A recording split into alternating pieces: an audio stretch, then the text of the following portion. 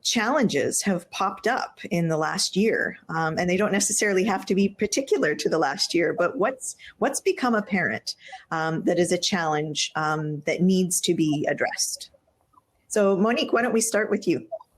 Okay, so I don't know if you know that there are 3 branches in the fire service, and we are actually provincially mandated to deliver public education programs, which you think would be something that's fairly simple. They've been developed and established over many years, but you got to remember that most of ours are facilitated face-to-face, and we engage in the community by being present, and that's how we deliver our fire safety messaging. So when COVID happened, all of a sudden we were not allowed access to many of the people that we need to deliver this messaging. So our home awareness program, where we go door to door to our residents to make sure they're safe. We go into vulnerable occupancies where seniors reside. We're in schools where we deliver our messaging. Now we can't do that anymore. So we have to go virtual. So that made the whole social media platform become our way of doing things. So if you can envision myself with 9 of my fire prevention officers, and they're all men, and I must admit none of them are in their 20s, and none of them are experienced with social media. So we had to bring in our admin support staff so she could go through all the various ones. So I've learned about that there's Snapchat, and there's TikTok, and there's Instagram, and there's Facebook, and it's Twitter, and it's based on your age, and all this stuff. And if you can just picture a room full of people sitting there on their phones, just totally lost on, like Amy coming over and saying to us, "What do you mean you put a hashtag there? You can't put a hashtag there. And you don't use a period. And why are you spelling that?" And you'd go to put some safety messaging out, and you'd realize you only had so many letters that you were allowed to use. So then we had to find ways to do that. So it was a real learning curve for us, how to engage the community, what was the correct format, what was the correct app to use, who were we trying to target. So it's been a challenge for us this past year, definitely a challenge, trying to deliver that messaging. But it's been a great learning experience. It's actually kind of been a bonding experience, and finding new ways to reach out into the community and still be a presence, and letting people know that in an emergency, we are here for you. We are going to respond. But I'm still, I wouldn't say I'm proficient at it. My daughter still has to check everything before I, how do I say, tweet something out to somebody. But yeah, it's here to stay though. If there's one thing I've learned, anybody that thinks that the Zoom meeting or the social media platform and the ways of delivering our messaging are going to change when COVID ends, I think would be incorrect. This is the way of the future. This is how we're going to be delivering public fire safety messaging. Thank you for sharing that. And it's really interesting, because I think we really do reach segments of the population that we didn't before, which is really encouraging, that we are being more inclusive. We're getting to more people in all different segments, which is really great. So thank you for sharing that. Rupali. You raised a couple of really good points in your introduction about women having extra, maybe not extra responsibilities. These were responsibilities that were always there, but they've been heightened when the pandemic started and people started to stay at home. An aspect that within the organization we started to notice was actually the importance of science communication and the accessibility of science communication. So what we noticed how quickly misinformation and disinformation was spreading, and also within immigrant communities where they were listening to information coming from back home, from people that they knew, they trusted, versus what they were hearing on the news or they were hearing coming out from the Canadian provincial or federal government. And we also noticed that there was a disconnect. While they were listening to what was happening, the internalization of the message was actually happening more when it was in their own language. So what we started to do was start creating multilingual science communication videos that we posted on YouTube. And it was a matter of bringing all of our volunteers who had a different language that they spoke natively, including Indian Sign Language. And if you know anything about sign language, they're different dialects, just as they are in every other language that we verbally speak. So we had volunteers who were updating the information, writing the scripts based off updated scientific information. We were simplifying it to ensure that our parents, our grandparents, young kids, all of them would have it digestible, and then sending it out to volunteers who did the translation in the spoken colloquial ways rather than very theoretical Google Translate of all of these scripts. They would record themselves, and we would edit the videos to have all of the interest that we kept in it.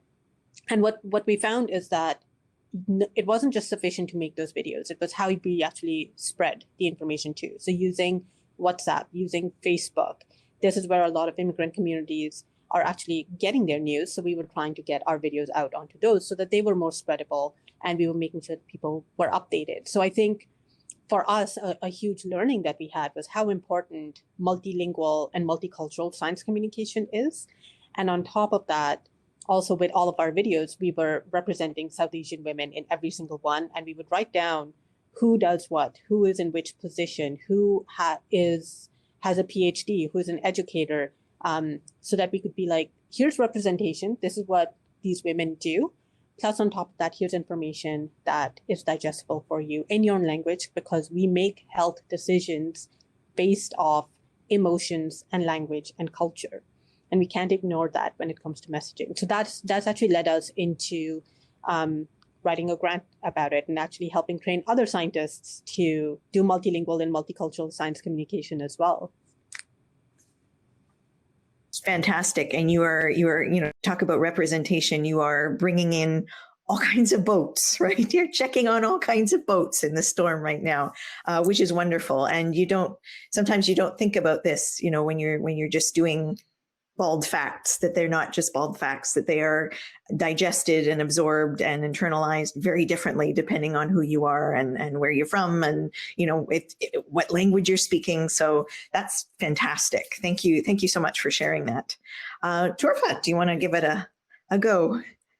With the pandemic, there's been a disproportionate impact to our communities that we serve, and it's been widespread. So beyond just the obvious health implications with lockdown in particular, access to tech, access to reliable internet, housing is becoming, a major concern, not only just having a safe space to live, but also a safe space to work, a quiet environment to work that you don't have to share with siblings or a working parent. Education. What young people have been learning these past few months has been so dependent on the individual abilities and comfort levels of teachers with technology. And more affluent schools, they've been using tech in their classrooms for years now. So that transition was a lot easier for certain communities than others. And with that, obviously, there's a bit of a learning loss. And some communities are better positioned to support their children by supplementing with tutoring and all of that stuff. The other piece, you touched on the fact that there are women leaving the workforce. So on that, it takes, in some cases, a level of financial security and job security to be able to even take leaves of that nature. Who are our frontline workers? Who are, keeping these grocery stores running, keeping hospitals running? So there's so many layers, and there's been such a large impact to the communities that we serve here. For the most part, and you mentioned this in your introduction, these are problems that have existed for a very long time. The shared experience of it all, though, the fact that we've all gone through this pandemic together globally, we've all felt in some way, shape, or form the pain of not having internet, or just now with the tech issues, how that, I went into panic mode. How am I going to take part in this? It really has allowed for a bit of a relatability. element. So what I'm finding and what we're finding with the work that we do, the silver lining, it's hard to call it a silver lining, but let's go with that. Of it all is the fact that with the relatability element, the interconnectivity of these massive kind of larger barriers that we're facing has become quite clear, and it's not as difficult to make the case for when it comes to supporting young people with developing learning goals or hitting specific things that we want to do with our programming. You also need to worry about housing. You also need to worry about all these other factors, and they all play a role in making sure that you're able to support young people that way. So for me and for us at Visions of Science, I think that we're in an interesting spot because the stage is set in this sector as a whole to be much bolder in how we address these real challenges at the source.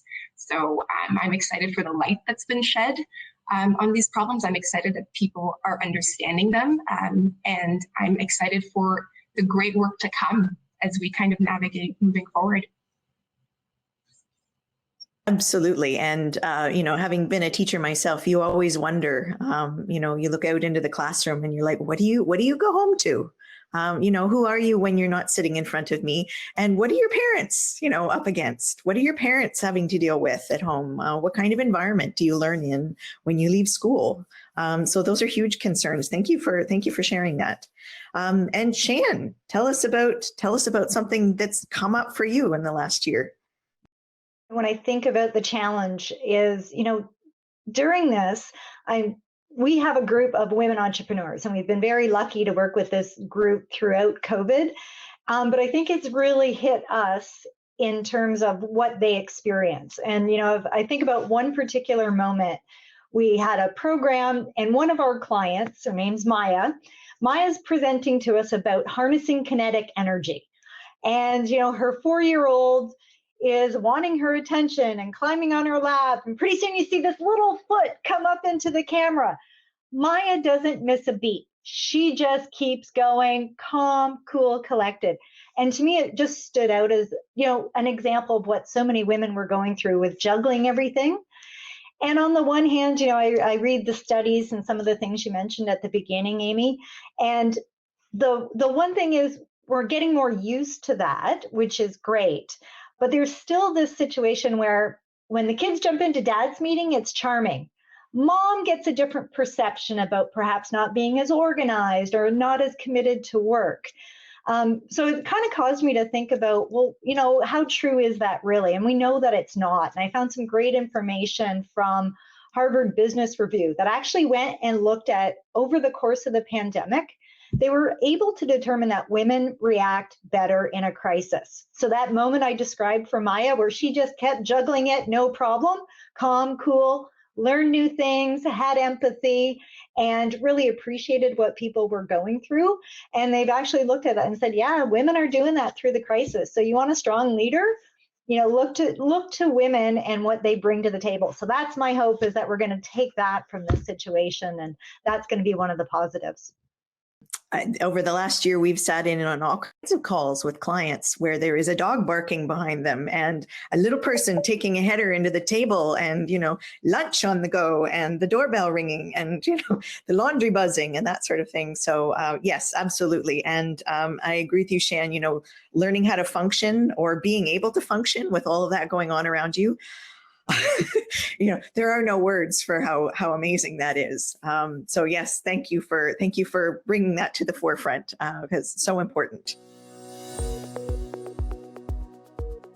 So we want to know, how has this affected the last year? How has it affected the way you understand your team members, your clients, people that you work with? No one has said it hasn't impacted, so that's probably not a surprise. And a few people have found that it caused some distance or lessened communications. But it sounds like for most people, even if it's sort of brought distance between in some relationships, it has it's helped with others. So that's great.